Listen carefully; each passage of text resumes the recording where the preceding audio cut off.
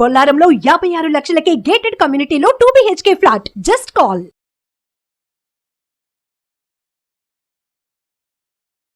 Hi, welcome to Manam TV. నేను మీ Katta Karthik. Pawan Kalyan versus Udhayanidhi Stalin, Tamil Nadu deputy CM versus Andhra Pradesh deputy CM. ఇది ఎక్కడి వరకు వెళ్ళిందంటే పవన్ కళ్యాణ్ మీద మదురైలో కేసు పెట్టేంత వరకు వెళ్ళింది. నిజానికి ఏదో వ్యక్తుల మధ్య గొడవ అంటే ఏదో రాజకీయ గొడవలే అనుకోవచ్చు. కానీ ఇప్పుడు ఇది నడుస్తుంది సనాతన ధర్మం వర్సెస్ ద్రవిడ సిద్ధాంతం. ఇదిగా వివాదం నడుస్తూ ఉంది. అసలు శ్రీరాముడు ఎవడి వారు అంటూ కూడా వివాదం నడుస్తుంది. శ్రీరాముడు ఆర్యుడా, మనవాడా, ఎవరి శ్రీరాముడు, ఎవరికి దేవుడు, ఈ చర్చ అంతా నడుస్తోంది. పవన్ కళ్యాణ్ గారు తిరుపతి వారాహి స్థాపన తర్వాత ఈ వివాదం స్టార్ట్ అయింది. అసలు ఈ వివాదంలో ఎవరు రైటు, ఎవరు రాంగు, శ్రీరాముడు ఎవరివారు, తర్వాత ద్రవిడ సిద్ధాంతం కరెక్టా లేదు సనాతన ధర్మం రైటా, ఈ దీని మీద డిబేట్ చేసే దానికోసం టీవీ రావు గారు ప్రముఖ హేతువాది, జన విజ్ఞాన వేదిక నాయకులు, ఆయన మనతో ఉన్నారు. అలానే తెలంగాణ బ్రాహ్మణ సంఘం నాయకులుగా ఉన్నటువంటి మురళీకేశ్ శర్మ గారు కూడా మనతో ఉన్నారు. సార్ నమస్కారం. నమస్కారం సార్. టీవీ రావు గారు, ఏంటి సనాతన ధర్మం వర్సెస్ ద్రవిడ సిద్ధాంతం అంటే వ్యక్తులు గొడవలో నేను వెళ్ళను. పవన్ కళ్యాణ్ వర్సెస్ ఉదయనిధి స్టాలిన్ ఆ విషయం నేను చెప్తాను. కానీ నేను ఎత్తేదల్లా సనాతన ధర్మం వర్సెస్ ద్రవిడ సిద్ధాంతం. ఇది పెద్ద చర్చగా మారింది సోషల్ మీడియాలో. ఏది రైటు, ఏది రంగు అంటే ఏం చెప్తారు? అంటే మనకి 2019-20లో ఒక డిఎన్ఏ రిపోర్ట్ వచ్చింది.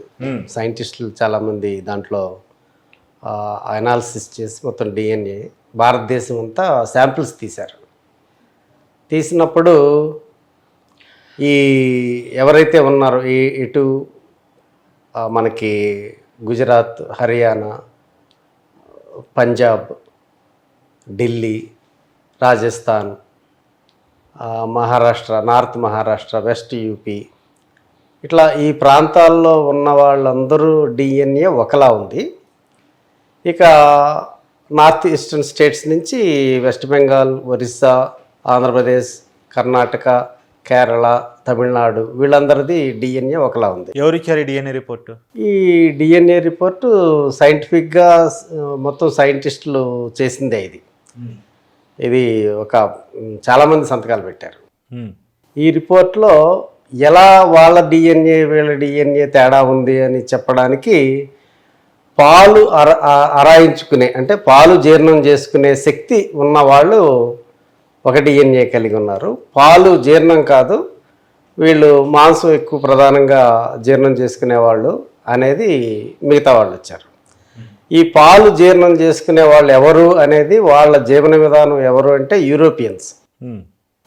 యూరోపియన్స్ ఎవరైతే మనకి వలస, అది జర్మనీ, ఫ్రాన్స్, రష్యా ఇట్లాంటి దేశాల నుంచి ఎప్పుడు అంతా ప్రయాణం చేస్తూనే ఉంటారు కదా, అట్లా వచ్చి ఇరాన్ దాకా వచ్చారు. ఇరాన్ అంటే ఇదంతా కూడా కొన్ని వందల వేల సంవత్సరాల ప్రయాణంలో మొదటగా అందరూ ఆఫ్రికా నుంచి వచ్చిన వాళ్ళే. అవును, ఆఫ్రికా నుంచి బయటికి ఒక 2000 మంది బయటకు వచ్చి అది ఎక్కడ దాకా అంటే ఆస్ట్రేలియా దాకా వెళ్ళారు, న్యూజిలాండ్ దాకా వెళ్ళారు, అటు అమెరికా వరకు కూడా వెళ్ళారు. ఇటు వచ్చిన వాళ్ళల్లో ఎవరు ఇండియాకి సంబంధించిన వాళ్ళు అంటే ఈ పాల పదార్థాలు జీర్ణం చేసుకునే శక్తి లేని వాళ్ళందరూ పాత వాళ్ళు. ఇక్కడ అంటే ఆఫ్రికా నుంచి వచ్చిన వీళ్ళు ఒరిజినల్ ఇక్కడికి వచ్చిన వాళ్ళల్లో.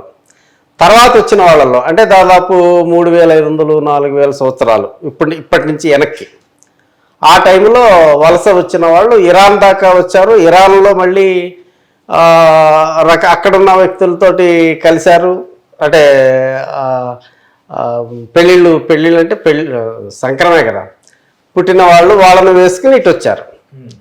ఈ పరిణామ క్రమంలో వీళ్ళు ఎంటర్ అయింది దారి వచ్చి సింధు ప్రాంతం నుంచి ఎంటర్ అయ్యారు. ఎంటర్ అయినప్పుడు వాళ్ళు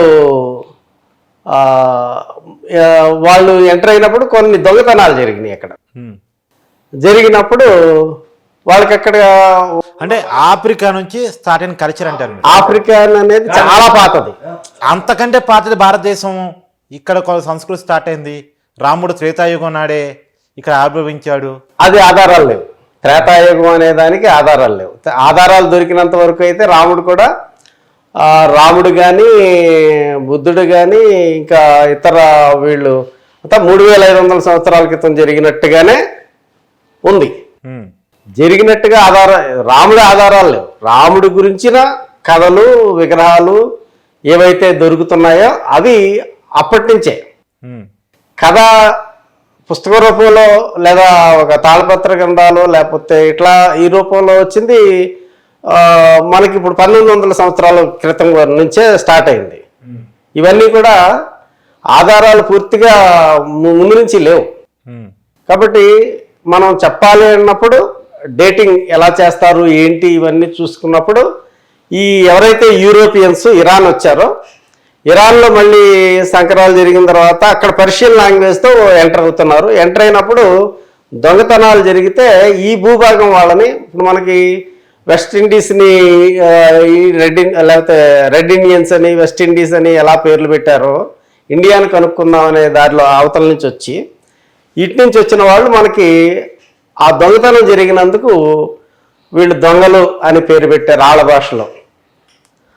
అందుకనే హింద్ అనే పదం భారతీయ భాషల్లో లేదు. అసలు హింద్ అనే పదం భారతీయ భాషలో ఏ భాషలోనూ లేదు, ఒక్క పర్షియన్ భాషలోనే ఉంటుంది. వాళ్ళు మనకు పెట్టిన పేరు హింద్. హింద్ అంటే దొంగ అని.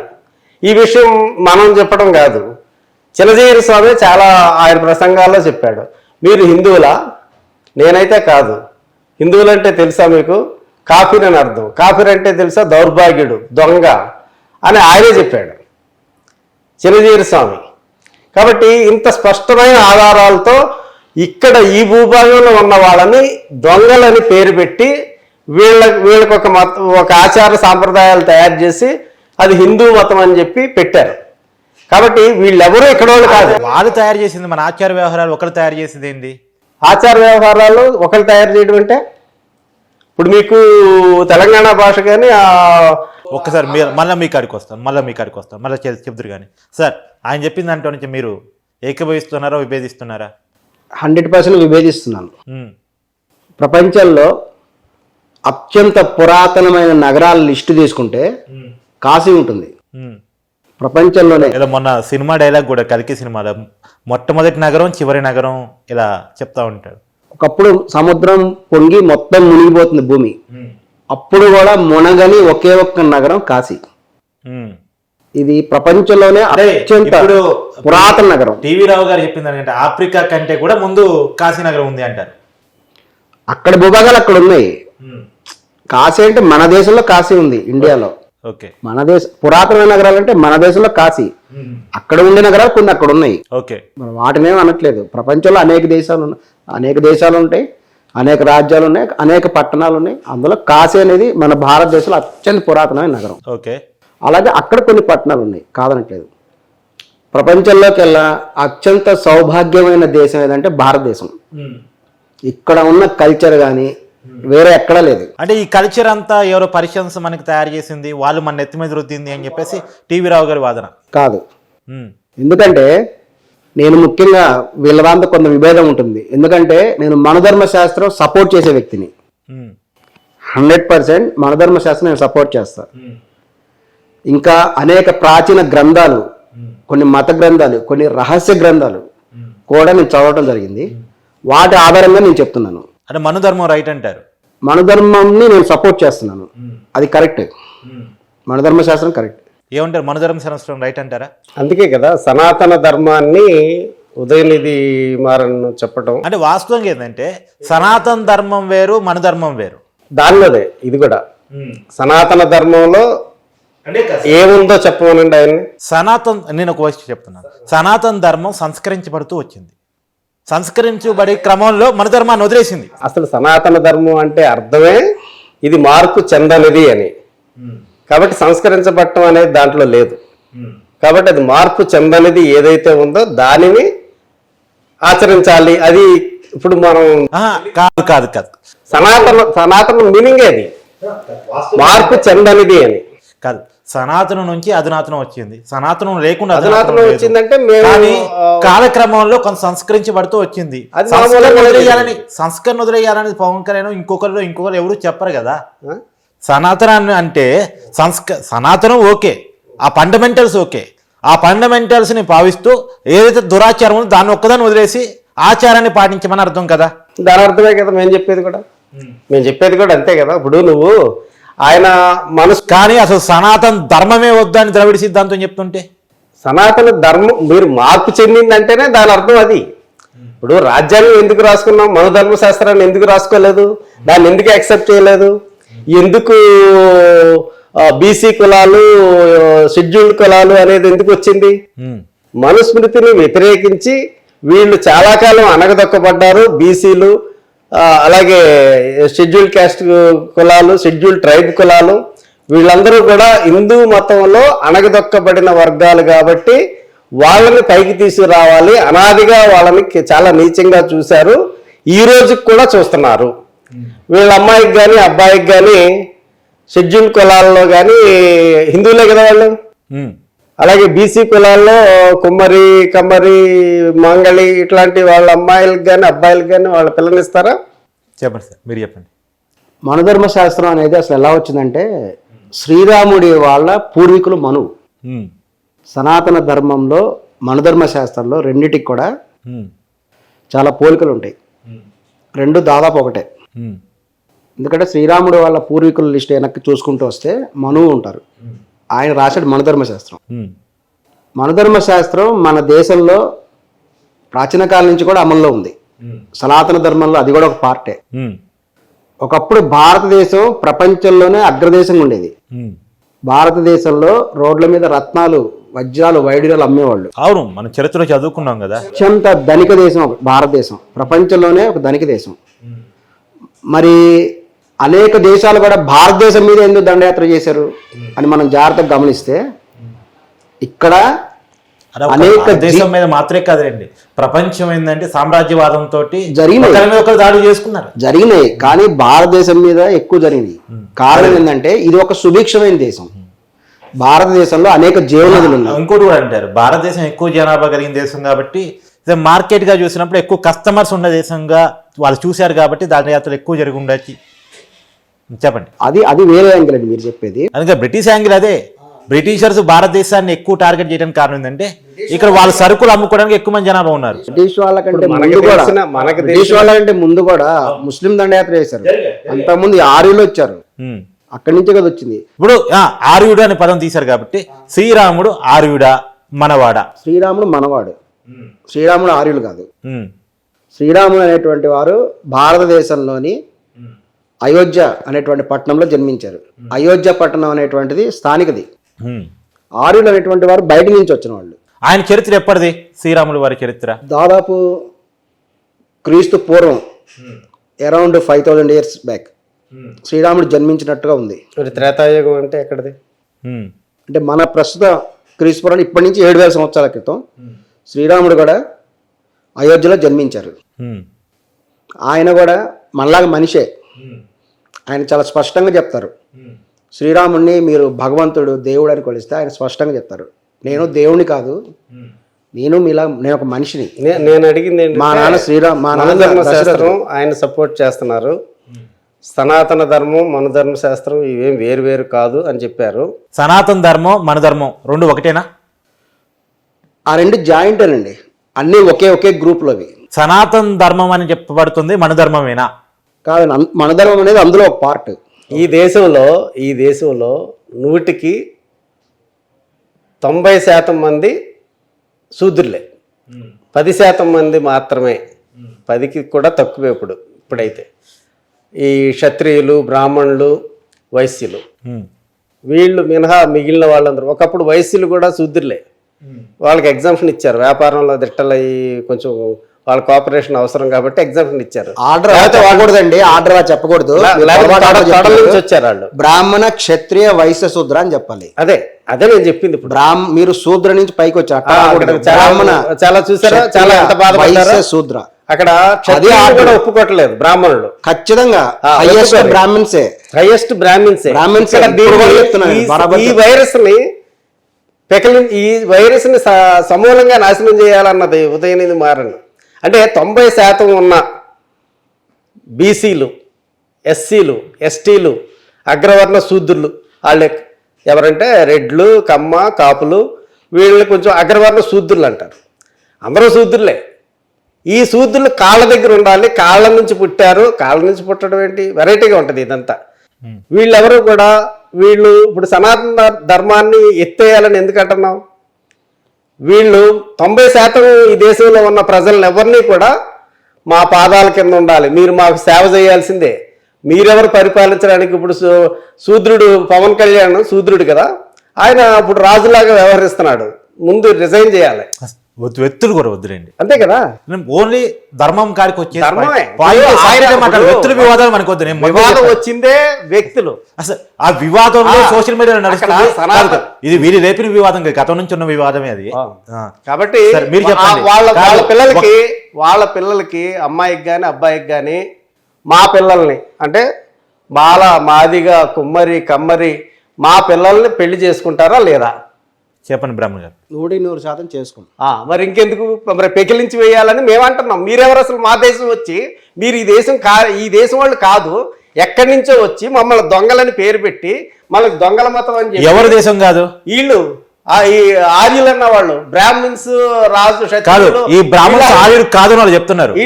వీళ్ళు ఇక్కడ వాళ్ళు కాదు, వాళ్ళు ఆర్య వైశ్య, ఆర్య బ్రాహ్మణ, ఆర్య క్షత్రియ అని పెట్టుకుంటారు వాళ్ళు. ఒక మాట చెప్తాను చూడండి, వీళ్ళు ఇక్కడ వాళ్ళు కాదు, వీళ్ళు ఈ దేశం వాళ్ళు కాదు. మన దేశం ఎక్కడి నుంచో వచ్చిన సంకరం కాదు. ఫస్ట్ మీరు ఈ దేశం వల్ల కాదా? మీ చరిత్ర. బ్రాహ్మణులు అనేవాళ్ళు భారతదేశానికి చెందినటువంటి వారు కొన్ని వేల సంవత్సరాల నుంచి ఇక్కడ చరిత్ర ఉంది. ఓకే. బ్రాహ్మణ క్షత్రియ వైశ్య శూద్రులు కాదు సార్, మనుషుల్లో ఒకళ్ళు ఎక్కువ ఒకళ్ళు తక్కువ అని చెప్పేది ఎలా రైట్ అవుతుంది? అది సనాతనం ఎందుకు అవుతుంది? ఇదండి, ఒకళ్ళు ఎక్కువ ఒకళ్ళు తక్కువ, ఒకళ్ళ మీద ఇంకొకరు పెత్తనం చేయొచ్చు, ఒకళ్ళని తక్కువ చూడాలి ఒకళ్ళు ఎక్కువ చూడాలి అనేది ఎలా ధర్మం అవుతుంది? ఆ విధంగా చెప్పలేదండి, అది మిస్అండర్స్టాండింగ్. చెప్పండి, మీరు చెప్పండి. మరి బ్రాహ్మణ క్షత్రియ వైశ్య శూద్ర అని అంటారు.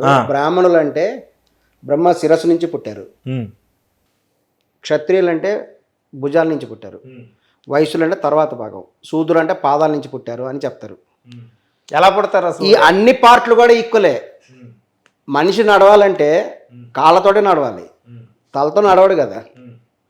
కానీ మనిషి నడవాలంటే కాళ్ళతోటే నడవాలి. కానీ అన్నిటికన్నా ముఖ్యమైన కాళ్ళే కదా. కానీ శూద్రులు అంటే కొంత అవమాన భావం, తక్కువ భావం, ఈ భావన ఉన్నమాట వాస్తవా కాదా? అసలు వీళ్ళ ఇంటికి కొన్ని వేల సంవత్సరాలు టెంపుల్స్ లో కూడా ఏదో చేయని మాట వాస్తవా కాదా? అది వాస్తవమే. కొన్ని పనులకు వాళ్ళు పనికిరారు అన్నది వాస్తవా కాదా అండి? నేను చెప్తానండి, ఆ తక్కువ ఎక్కువ భావన ఎందుకు? అది ఖచ్చితంగా నేను 100% కరెక్ట్ అనే చెప్తున్నాను. ఏది తక్కువ అనే భావన? ఒకప్పుడు అంటరానితనం కరెక్ట్ ఉండాలి, మాలామాదిగలు ఉండాలి, ఒకప్పుడు కుమ్మరోళ్ళు ఉండాలి, వాళ్ళు ఆ పనులే చేయాలి, వీళ్ళ పనుల జోలికి రాకూడదు, వీళ్ళే పాఠాలు చెప్పాలి. నేను చెప్తాను చూడండి, క్షత్రియులే పరిపాలించాలి, వైశ్యులే వ్యాపారం చేయాలి, మిగతా వాళ్ళందరూ కూలి పని చేయాలి. చెప్పండి, మీరు చెప్పండి. వాళ్ళు అలా అనడానికి కూడా ఒక కారణం ఉంది. ఎందుకంటే ఆర్య సిద్ధాంతంలో ఈ విధమైనటువంటి సిద్ధాంతం ఉంది. బ్రాహ్మణ క్షత్రియ వైశ్య శూద్రులని వాళ్ళు ఫాలో అవుతారు కాబట్టి వీళ్ళు ఆ విధంగా కూడా భావిస్తున్నారు. ఇంతకీ నేను అడిగింది ఏంటంటే, సనాతన ధర్మం ప్రకారం మీరు అందరినీ సమానంగా చూస్తారా? చూడరు. మీరే గొప్పవాళ్ళు, తల నుంచి పుట్టారు. మేము 90% ఈ భారతదేశంలో ఉన్న మేమేమో శూద్రులు, మేము కాళ్ళ నుంచి పుట్టాము. అది ఎలా పుడతారో కూడా తెలియదు, అది సైన్స్ కాదు. మేము సైంటిఫిక్గా ఉంటాం. మేము ఏదైతే నిరూపణ జరిగిందో దాని ప్రకారం మేము వెళ్తామన్నాం. అది కాదు సార్. ఇంకోటి, పాదాల కాడ నుంచి పుట్టారు అంటాం, కొంత అవమానించడం కాదా? ఒక వర్గం ఏమో తల నుంచి పుడుతుంది, ఇంకో వర్గం ఏమో కాళ్ళ నుంచి పుడుతుంది. అది అవమానించడం కాదండి, వాళ్ళు కూడా ముఖ్యమైన మరి ఈ కేటగిరీ వీళ్ళే ముఖ్యం, కాళ్ళే ముఖ్యం అనుకున్నప్పుడు శూద్రులు ముఖ్యం కావాలి. సో అదే ఒకరు తక్కువ ఒకరు ఎక్కువ నేను అన్నాను. కానీ జనరల్ గా మీరు అన్న భాషలోకి వచ్చేస్తే శూద్రులు మెయిన్ కావాలి, బ్రాహ్మణులు వాళ్ళ కింద ఉండాలి. అంతే కదా, మెయిన్ పార్ట్ కాళ్ళే కదా, కాళ్ళ వల్లే కదా నడిచేది మనిషి, కాళ్ళ వల్లే కదా ప్రయాణం కొనసాగేది. అంటే మీరు తలతో నడవాలా? తలతో నడవాలా మీరు చెప్పేది? కాదు, కాళ్ళతోనే నడవాలి. కాళ్ళతో నడుస్తేవాడి ప్రయారిటీ కావాలి. మరి ప్రయారిటీ వాళ్ళు కావట్లేదు. ప్రయారిటీ ఉందండి, నేను చెప్తా చూడండి. మీరే చెప్పారు అంటరాంతనం రైట్ అన్నారు కదా. అప్పటి పరిస్థితులను బట్టి రైట్. ఎందుకు చెప్తా, మీకు కావాలా? మీకు కావాలి, నా దగ్గర ప్రతిదీ నిరూపించగలను. చెప్పండి. చెప్తా చూడండి. సాధారణంగా అనేక దేశాల వాళ్ళు ఇండియా మీద దండెత్తి వచ్చారు. ఇందాక మనం మాట్లాడుకున్నాం. ఎందుకు దండెత్తి వచ్చారంటే అసలు ఇండియా అనేది ఎవరైతే డైవర్ట్ చేయకండి.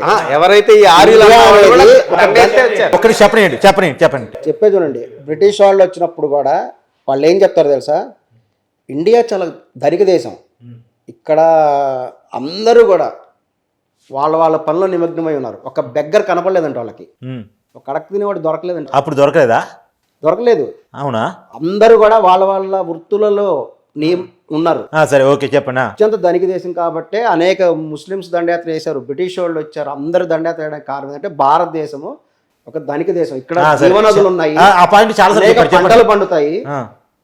ఒక పంట పైన ఏమవ్వదు, మళ్ళీ పంటలు పండుతాయి. సో ఇది ఎప్పుడు ధనిక దేశం, ఫుడ్కి కానీ వాటర్ కానీ ఎటువంటి ప్రాబ్లం. ఓకే, ధనిక దేశం, చెప్పండి. వాతావరణం. అప్పుడు ఎందుకు ధనిక దేశం అది, ఇప్పుడు ఎందుకు కాదు?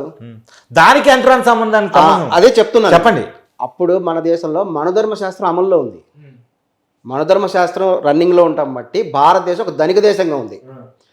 దాని అర్థం ఏంటంటే మనుధర్మ శాస్త్ర ప్రకారము భారతదేశంలో జనాభా ఎక్కువ కాబట్టి వీళ్ళ మధ్య అనవసరమైనటువంటి పోటీ అనవసరమైన రాకుండా వివిధ కులాలుగా కూడా విభజించి ప్రతి వ్యక్తికి కూడా ఒక వృత్తిని కేటాయించారు.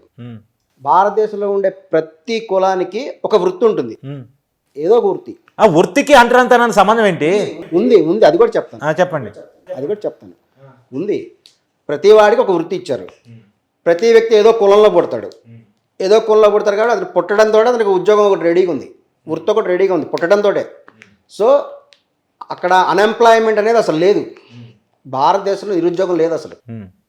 ఎప్పుడంటే ఏదో ప్రకృతి వైపరీత్యం వచ్చో వర్షాలు పడకో నిరుద్యోగం అంటే అట్లాది కాదు. సహజంగా అయితే నిరుద్యోగం అనేది అసలు లేదు ఇండియాలో. ఎందుకంటే ప్రతి వ్యక్తి ఏదో కులంలో పుడతాడు, కులంలో పుడితే అతనికి ఏదో ఒక వృత్తి ఉంటుంది. అంటే పుట్టుకతో మనిషికి సంబంధం లేకుండా కులాన్ని అంటగట్టడం, కులంతో పాటు ఒక వృత్తి ఉంటుంది కదా రెడీగానే. వృత్తి కోసం కులం అంటగట్టడం తప్ప అన్ఎంప్లాయ్మెంట్ లేదు. ఇంకా ప్రతి నిజంగా అన్ఎంప్లాయ్మెంట్ లేని పరిస్థితి ఉంటే లేదు, బ్రాహ్మణుడైనా ఈ పని చేయొచ్చు, క్షత్రియుడైనా ఆ పని చేయొచ్చు. వృత్తి రెడీగా ఉన్నప్పుడు ఆ పనికి ఆ వేకెన్సీ ఉన్నప్పుడు ఆ వేకెన్సీ ఈ కులమడితోనే నింపాలని ఏముంది? కాదండి, దానికి చాలా లెక్కలు ఉంటాయి. ఏం లెక్కలు ఉంటాయి? కొన్ని నియమాలు. దానికి అంటరాని సంబంధం ఏంటి? అంటరాంతనం ఉండడానికి ఒక మనిషిని ఇంకో మనతో సమానంగా చూడని ఏ వ్యవస్థనైనా మనం నిందించాలి. ఆధునిక సమాజంలో మనం ఉన్నాం, ఆధునిక ఆలోచనతో మనం ఉండాలి. ఆ కాలంలో అంటరాంతరం ఉండడానికి కారణం ఉందని చెప్తున్నాం కదా, ఆ రీజన్ చెప్పాలి కదా. చెప్పండి. ఈ విధంగా ఒక్కొక్క కులానికి ఒక్కొక్క వృత్తి ఇచ్చేవాళ్ళు. ఆ రోజుల్లో ఏంటంటే కొన్ని కులాలు ఉండేవి, ఆ కులం పేరు నేను చెప్పను, ఇప్పుడు చెప్పడం అనేది ఇబ్బంది. మలం ఎత్తివేసే కులం. ఇప్పుడు ప్రస్తుతము టెక్నాలజీ అభివృద్ధి జరిగింది, ఫ్రీడమ్ వచ్చిన తర్వాత సిమెంట్ కనుక్కున్నాం, బయటంతా తార్ రోడ్లు ఉన్నాయి, సిమెంట్ రోడ్లు ఉన్నాయి, కరెంట్ వచ్చింది, రకరకాల టెక్నాలజీ అభివృద్ధి చెందింది. దాదాపు ఒక 40 సంవత్సరాల క్రితం నేను కూడా చూశాను స్వయంగా, బహుశా మీరు కూడా చూసి ఉండొచ్చు. ఊర్లలో ఇప్పుడున్న లెట్రిన్ సిస్టమ్ ఉండేది కాదు, అవును, జాయింట్ ఫ్యామిలీ ఉండేది. ఇంట్లో ఉండే వాళ్ళందరూ కూడా వాళ్ళ ఇంటి వెనక కొంత ప్లేస్ ఉండేది, దొడ్డి అనేది ఇంట్లో చేసేవాళ్ళు. దొడ్డి చేస్తే అది అలా కుప్పలుగా పడి ఉంటే ఒక పర్టికులర్ మలం ఎత్తివేసే కులం వాళ్ళు వచ్చేవాళ్ళు చాటలు తీసుకొని. ఆ మలాన్ని అంతా వాళ్ళు చాటలు ఎత్తేసుకొని తీసుకెళ్ళేసి బయట పారేసేవాళ్ళు. అంటే just like as house keeping అనుకోండి. ఇప్పటికి ఉన్నారండి పారిశుద్ధ్య కార్మికులు. లేదు, టెక్నాలజీ మారింది కాబట్టి కొద్దిగా యంత్రాల ద్వారా చేస్తారు పారిశుద్ధ్య కార్మికులు. అంటే మీరేమో మలం అన్నారు, కానీ మలం కాదు, పరిస్థితులు మారిపోయినాయి, టెక్నాలజీ మారిపోయింది, కల్చర్ మారిపోయింది. అందుకే ఇప్పుడు అంటరాంతరం లేదు కదా. అప్పుడు అంటరాంతరం ఉండడానికి కారణం నేను ఆ పాయింట్ కూడా ఆన్సర్ ఇస్తాను. విషయం ఏంటంటే ఒక పని పొద్దాక ఆ పని గురించి మనం మాట్లాడుకోవద్దు.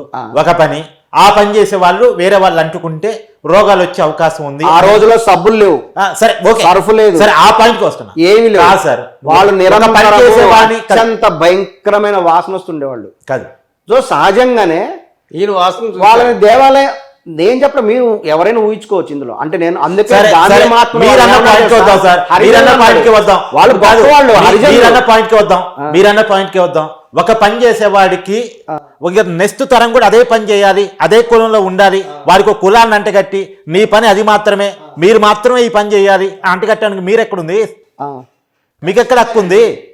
ఆ వ్యక్తులు వాళ్ళకి సాధారణంగా ఒక మనిషికి వచ్చేటువంటి వాళ్ళలో పుట్టకతో కులం వచ్చి పుట్టకతో ఈ పని మాత్రమే చెయ్యాలని ఒక కండిషన్ ఉంటే అతను వ్యక్తిగత స్వేచ్ఛను హరించడం కదా. అందుకనే కదా ఇప్పుడు అంతా అన్ఎంప్లాయ్మెంట్ వచ్చి రోడ్ల వెంబడి తిరుగుతున్నారు. దీనికి సంబంధం ఏంటి? అవును, ఆ వేకెన్సీలో ఉంటే విషయం అంటే ఆ పని వదిలేయండి.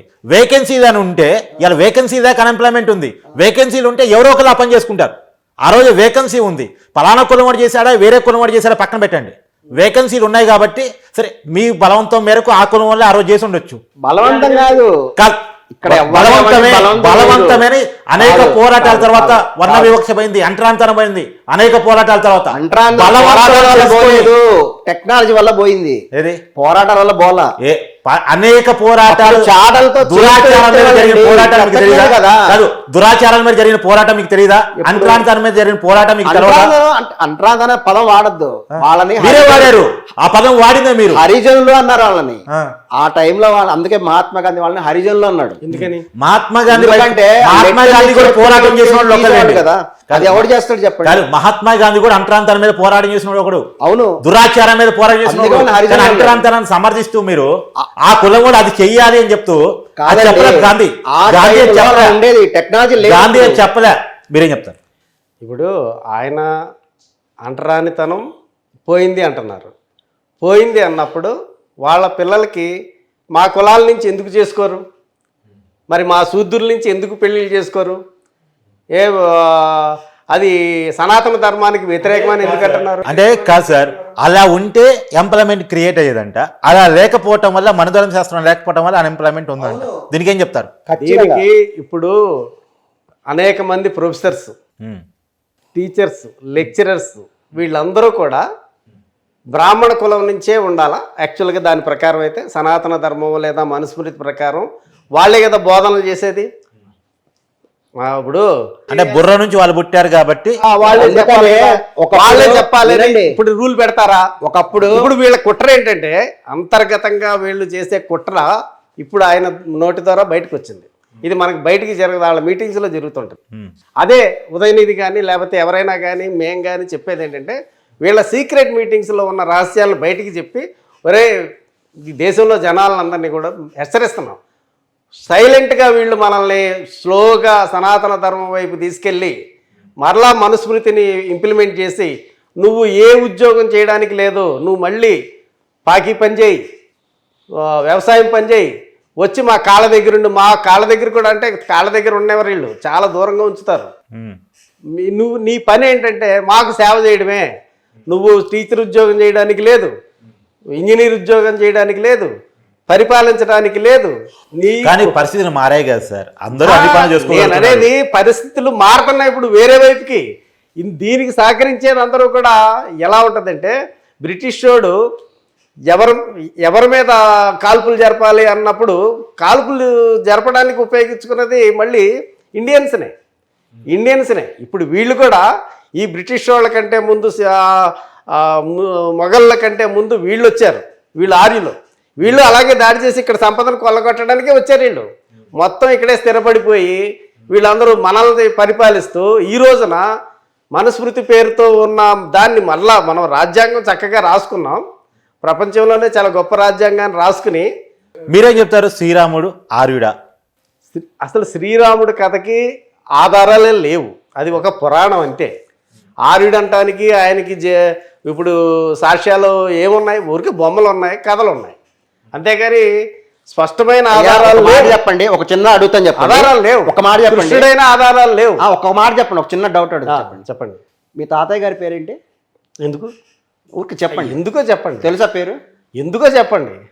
నేను మీకు నిరూపిస్తా. ఏమి నిరూపిస్తారు మీరు? మీ తాతయ్య అనవసరం. మీ తాతయ్య పేరు తెలుసా? అసలు రాముడు వినండి, వీళ్ళ తాతయ్య గారు ఎవరో ఉన్నారు, వాళ్ళ ముత్తాత పేరు మీకు తెలుసా? మీరు చూసారా? పోనీ ఏది? మీ తాతయ్య వాళ్ళ ముత్తాతను మీరు చూసారా? ఇప్పుడు ఆధారాలు ఉంటాయి, చూసారా చూడలేదా? మీకు మీ తాతయ్య వాళ్ళ ముత్తాతను మీరు చూసారా లేదా? ఎలా చూస్తారు సార్? ఎలా చూస్తారు? అప్పటికి ఆయన చనిపోయి ఉంటాడు కదా. అవును, ఆయన పుట్టేటప్పుడు ఆయన చనిపోయి ఉంటాడు. అవునా? అంటే ఆయన లేనట్ట ఏంటి? వీళ్ళ తాత వాళ్ళ ముత్తాత లేడా? లేకుండా నేను పుట్టాడా? లేనట్ట నేనున్నాను. సాక్ష్యం ఏంటి? ప్రూఫ్ చూపించండి. మీ తాత వాళ్ళ ముత్తాత ఉన్నాడు, నేనున్నాను ఇక్కడ. సాక్ష్యం చూపించండి. నేను ఈ రోజు ఇక్కడ ఉన్నా. మీ ముత్తాత నేనున్నా. మీ తాత వాళ్ళ ముత్తాత ఉన్నాడు. తాత ఏమన్నా శ్రీరాముడా? ప్రూఫ్ చూపించండి. చెప్పండి, మీ తాత ఏమన్నా శ్రీరాముడా? ప్రతి వ్యక్తికి కూడా పరంపర అనేది కొనసాగుతూ వస్తుంది. ఇదేం కాదు ఇక్కడ ప్రూఫ్ అనేటువంటి హాస్యాస్పద విషయం. అసలు ఈయన ఒక వ్యక్తి ఉన్నాడు అంటే వీళ్ళకి ఒక నాన్న ఉన్నాడు, నాన్నకు ఒక నాన్న ఉన్నారు, వాళ్ళకు ఒక నాన్న ఉన్నారు, వాళ్ళకు ఒక నాన్న ఉన్నారు. సరే, వంశపారంపర్యం కొనసాగుతూ వస్తుంది. వీళ్ళ తాత వాళ్ళ చరిత్ర చరిత్ర అనేది శ్రీరాముడు మీరు వచ్చారా? గాల్లో ఉండాలి. నువ్వు ఏమి లేరని ఎలా అంటావు? తాత వాళ్ళ ఉన్నారండి, లేకుండా కాదు ఉన్నాడని నమ్ముతున్నారు. ఆ నమ్మకంతో మీకు కొన్ని ఇబ్బంది ఏముంది? నాక ఏమి ఇబ్బంది అంటే అసలు ఈ దేశానికి సంబంధించిన వాడు బుద్ధుడు. ఈ దేశం మొత్తం మీద ఎక్కడ తవ్వకాల్లో వచ్చినా బౌద్ధారామాలే వస్తున్నాయి, బుద్ధ విగ్రహాలే వస్తున్నాయి. వెంకటేశ్వర స్వామి విగ్రహాన్ని ఒకసారి మొత్తం తీసి చూపించమనండి, చూపించరు. అది బుద్ధ విగ్రహం. అయోధ్యలో రామాలయం కట్టింది కింద. ఇప్పుడు కాదు సార్, ఈ దేశంలో ఉన్న బుద్ధుడిని బౌద్ధ సిద్ధాంతాన్ని పూర్తిగా సమూలంగా నాశనం చేసి వీళ్ళు ఇన్వేషన్లో వీళ్ళు మొత్తం ఎక్కడికక్కడ ధ్వంసం చేస్తారు వీళ్ళు. అంటే బుద్ధుడు దేవుడు, వీళ్ళు ఈ దేశం వాళ్ళు కాదు. బుద్ధుడు దేవుడా? వీళ్ళు ఈ దేశం బుద్ధుడు దేవుడు కాదు, మనిషే. అతను హేతువాదే. ఈ దేశంలో హేతువాదం ఉంది, ఈ దేశంలో బుద్ధుడు.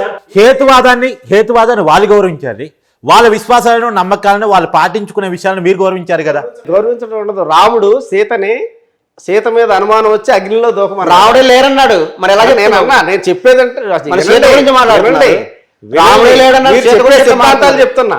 మీరు నమ్మకాలని గౌరవించడం అంటే అది లేని దాని గురించే మాట్లాడుతున్నా. రాముడు సీతని అనుమానించి అగ్నిలో దూకమన్నాడు. ఈ రోజు అదే రాముడు సనాతన ధర్మానికి చెందినవాడు, ఆయన ఇక్కడ వాడే. ఆయన్ని గౌరవించాలి, వీళ్ళని గౌరవించాలంటే ఇప్పుడు ప్రతివాడు భార్య మీద అనుమానం వస్తే అగ్నిలో దూకమంటే ఆ ఆడవాళ్ళు ఓకేనా? విడాకులు ఇచ్చేయచ్చా? వాళ్ళు విడాకులు లేవు కదా అప్పుడు. మరి ఇప్పుడు విడాకులు ఆడవాళ్ళకి కొంతమంది మగవాడితో సావలేక విడాకులు ఇస్తానంటారు. వద్దా అంటే లవ్ మ్యారేజెస్ వద్దా అంటే లేడీస్ ఇప్పుడు రాముడు సీతను అనుమానించలేదు, మీకు తెలియకపోతే ఊరుకోండి. మీకు తెలియకుండా రాముడు అనేవారు సీతను అనుమానించలేదు.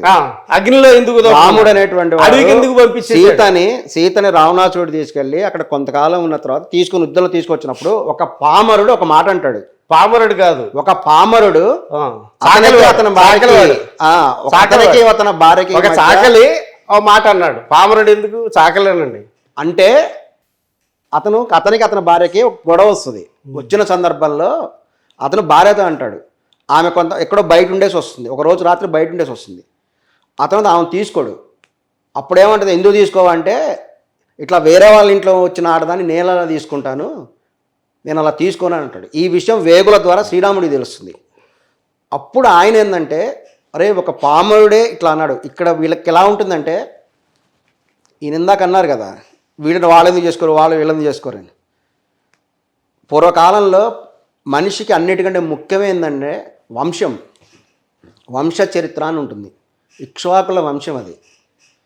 అలాగే కొన్ని పెద్ద పెద్ద కృష్ణదేవరాయల వంశం. వీళ్ళు అన్నిటికంటే ఇంపార్టెన్స్ దేనికి ఇస్తారంటే వంశం పేరుకి ఇస్తారు. వంశం పేరు అంటే ఇంటి పేరు మన ఇప్పుడు భాషలో. ఈ వంశం అనేటువంటిది కొన్ని తరాల నుంచి ఇప్పుడు నేను ఒక వంశంలో పుట్టా, ఈయన ఒక వంశంలో పుట్టా, మీరు ఒక వంశం పుట్టాం. మనం కొంతకాలం ఉంటే చచ్చిపోతాం, నేచురల్. కానీ ఈ వంశం అనేది చచ్చిపోదు. ఇప్పుడు ఇక్ష్వాకు వంశం ఉంది, ఏదో ఒక ఇంటి పేరు ఉంటుంది. వాళ్ళ తర్వాత వాళ్ళ కొడుకులకి కూతుళ్ళకి అట్లా కొనసాగుతూనే ఉంటుంది. ఇది కొన్ని వేల సంవత్సరాల నుంచి కొనసాగుతూనే ఉండేది.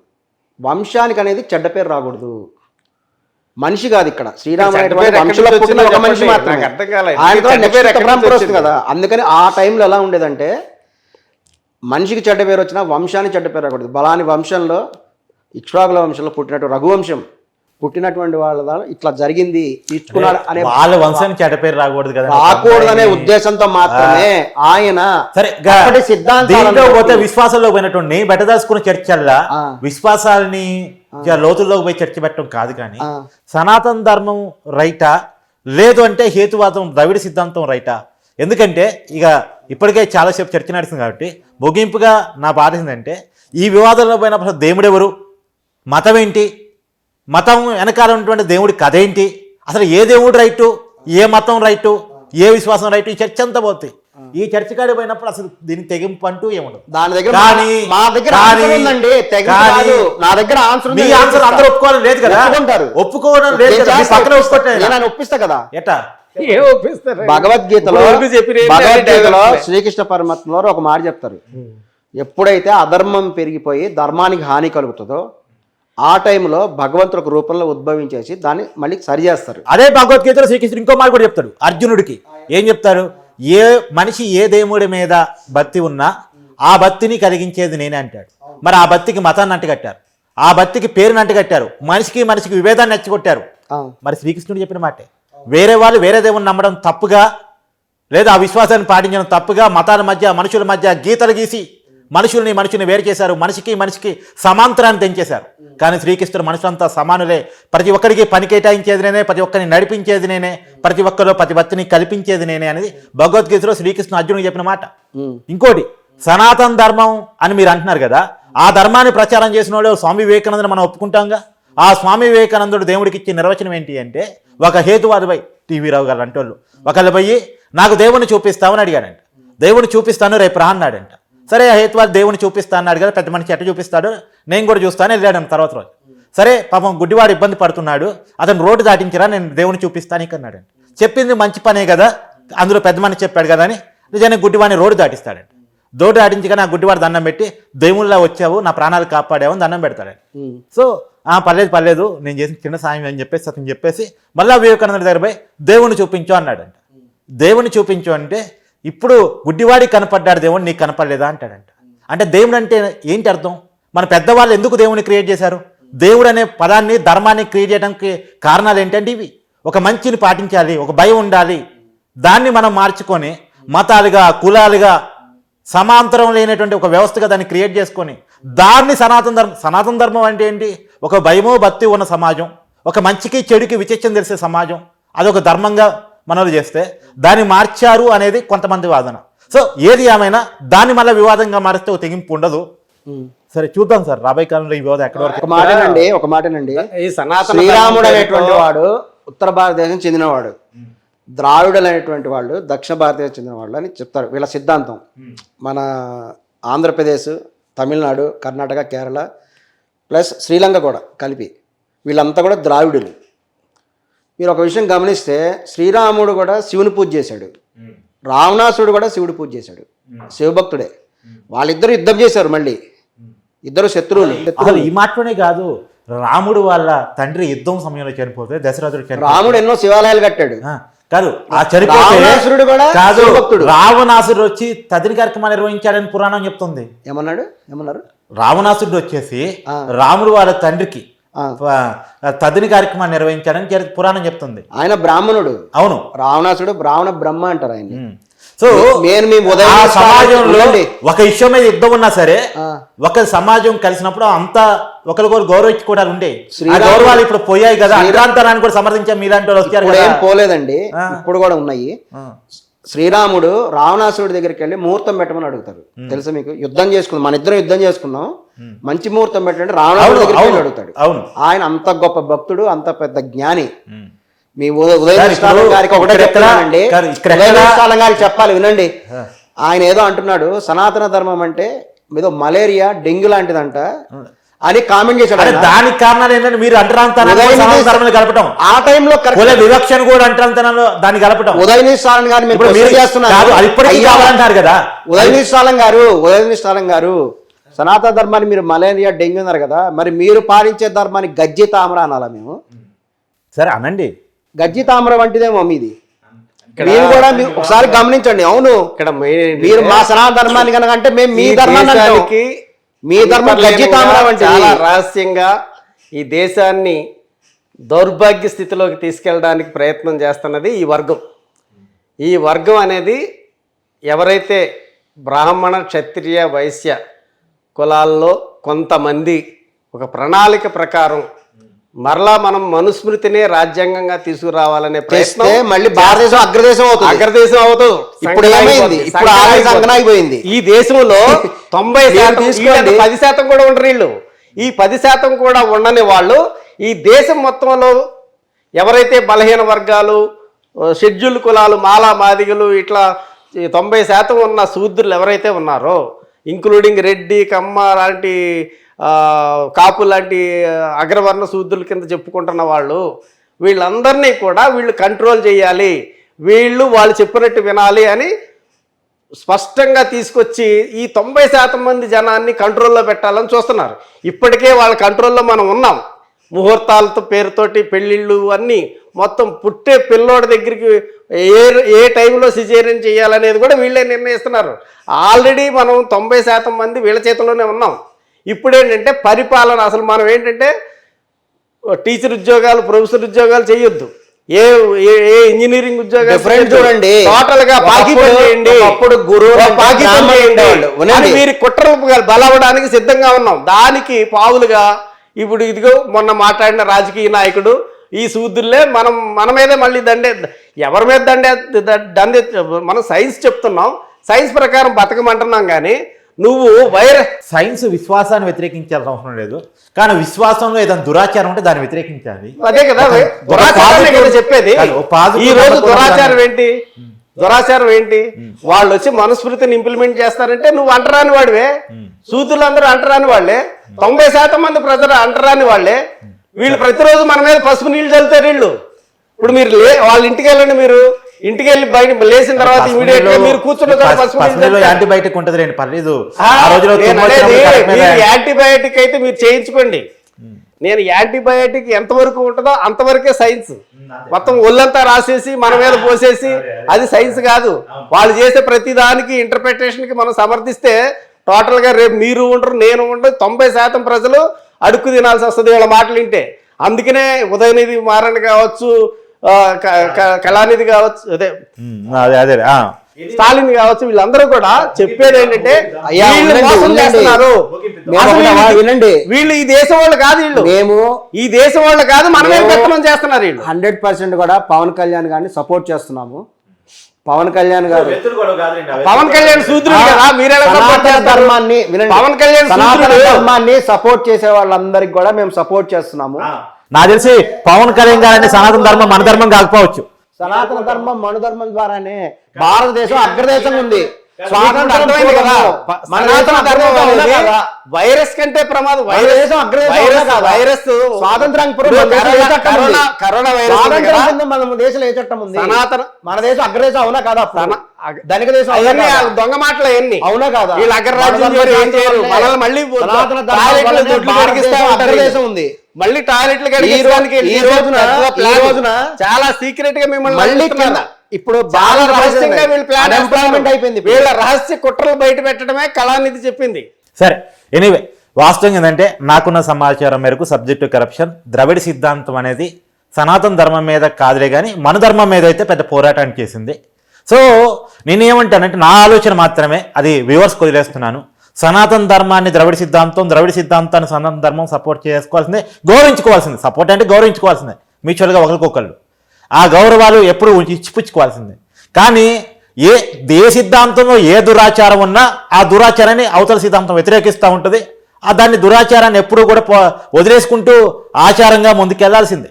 అనేక సాంఘిక సంస్కరణ ఉద్యమాలు జరిగాయి. దాంట్లో కందుకూరి వీరేశలింగం గారు, గురిజాడ అప్పారావు గారు, అలా మన హిందూ మతంలో కూడా ఈవెన్ దో గాంధీజీ, స్వామి వివేకానంద అనేక దురాచారాల మీద పోరాటం చేసిన వాళ్ళే. అయితే సనాతన ధర్మం మళ్ళా దురాచారాన్ని మోస్తారంటే దాన్ని వ్యతిరేకిస్తారు. దాన్ని వదిలేసింది సనాతన ధర్మం. ఆ దురాచారాన్ని వదిలేసిన సనాతన ధర్మాన్ని అది వ్యక్తిగత విశ్వాసంగా ఉన్నంత వరకు ఆ ద్రవిడ సిద్ధాంతాన్ని ఆపోదించే వాళ్ళు కూడా వాటిని గౌరవించాల్సిందే, దాని తప్పులేదు. అలానే ద్రవిడ సిద్ధాంతం మీద కూడా దానికి కూడా చాలా చరిత్ర ఉంది, చాలా పెద్ద పోరాటం ఉంది, చాలా మంది యోధులు ఉన్నారు. దాన్ని కూడా సనాతన ధర్మవాదులు గౌరవించాల్సిందే అనేది నా వాదన. Thank you.